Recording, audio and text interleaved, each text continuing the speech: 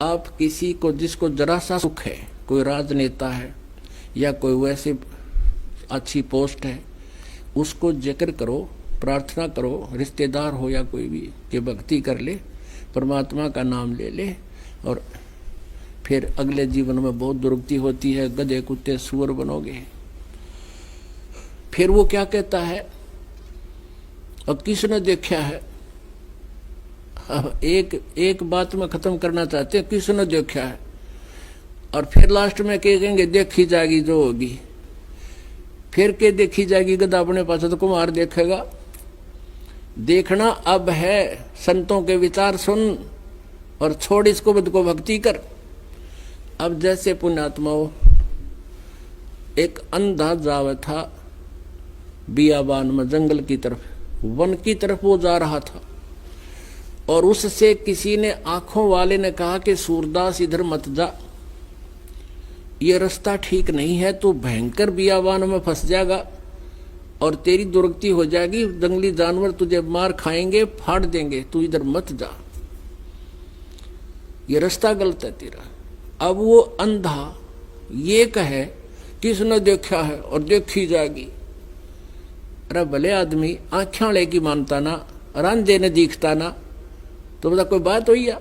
अब अंधे ने तो दिखता नहीं, आँखें वाले नो के किसने देखा, और वो आँखों वाला देख रहा तभी तो बता रहा है तुझे कि मार्ग ठीक है, नहीं है तेरा, ये वापस हो ले।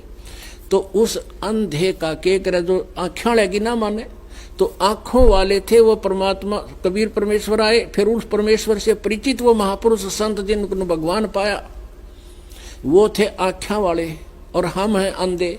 अब उन्होंने हमें संदेश दिया है कि ये भक्ति तुम, ये रास्ता तुम्हारा गलत है, और ये साधना करने से ये दुर्गति होगी, जो भक्ति नहीं करते उनकी तो और बिरानवाटी होगी। और फिर हम अंधे ये कहें कि इसने देखा है देखी जाएगी। हम आंखों वालों की नहीं मान रहे, उन संतों की जिन्होंने हमें निर्देश दिया है, वो हमारे हितैषी थे, तो फिर उनकी दुर्गति ही हुआ करती है। तो फिर क्या बताया है, इंद्र कुबेर ईश की पदवी, ब्रह्मा वरुण ध्रुव राया, विष्णुनाथ के पुर को जाकर तू फिर भी वापस आया।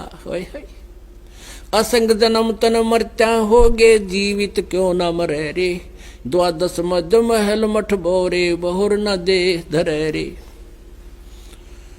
असंग जन्म तन मरत्या होगे, ओए होए, अरे जीवित क्यों ना मरे रे। जीवित मरना क्या है,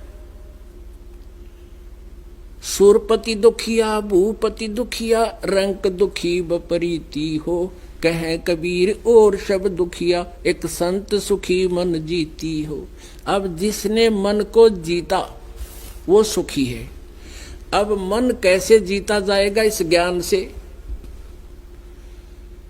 कि चाहे खरबपति हो ले और चाहे 4 कोठी बना ले, कितना बड़ी कोठी बना ले, एक कमरे में एक चारपाई पे 3.5 फुट में 2 फुट चौड़ी, 2.5 फुट चौड़ी चारपाई, 3 लाले गणित गणी, 4 लाले और 6 फुट लंबी, बस। या कितना डाल ले उस कोठी कोने में, इस तरह फालतू व्यर्थ है।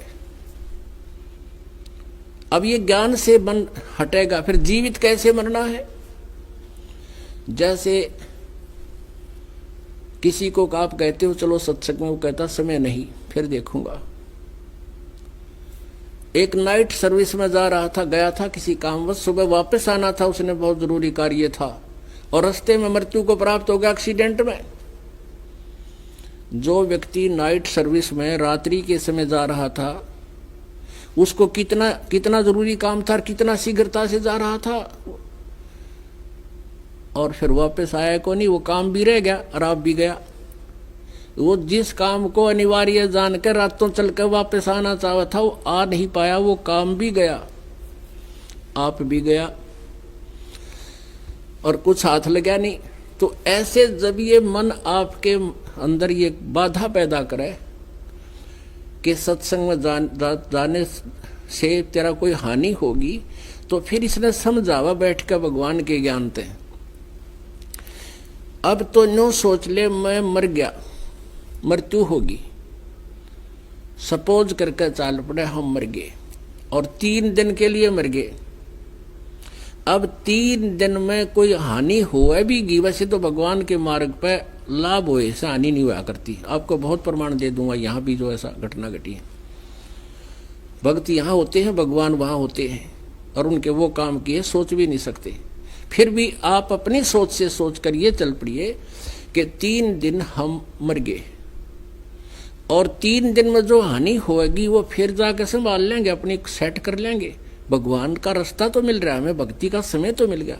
और जो परमानेंट टिकट कट की जब के कर लेगा, जब कुछ भी ना रहेगा हाथ में, वो सारा काम रह जाएगा तेरा।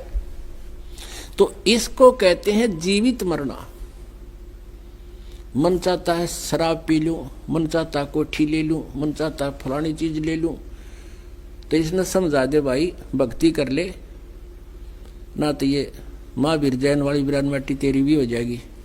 यानी इस तरह हमें भी याद रखनी पड़ेगी। ये कोई वैसे एक कोई सांग नहीं कर रहा है, ये दास आपको तथ्य से परिचित करा रहा है, और तभी आप यहां से हटो।